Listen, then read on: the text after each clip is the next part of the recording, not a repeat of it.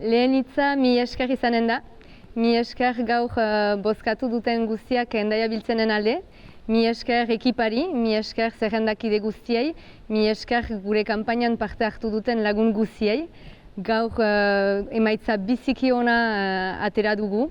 130 baino gehiago, gure boz kopurua bikoiztu dugu ere, gehiago ere. Eta orduan zinez egan nahi du aldaketa izaiten aldela Hendaiarentzat eta Hendaiarrek aldaketa gogoa dutela ere bai.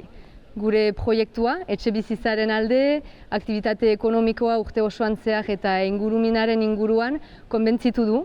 Eta espero dugu segituko duela konbentzitzen, guk bihartik goiti oso mobilizatuak izanen dira gure kanpainan berriz abiatzeko. Eta espero dugu heldu den igandean, martxoak 22an, jende gehiagok, oraindik Hendaiar gehiagok, bozkatuko duela Hendaia biltzen eta gure garaipena lortuko dugula.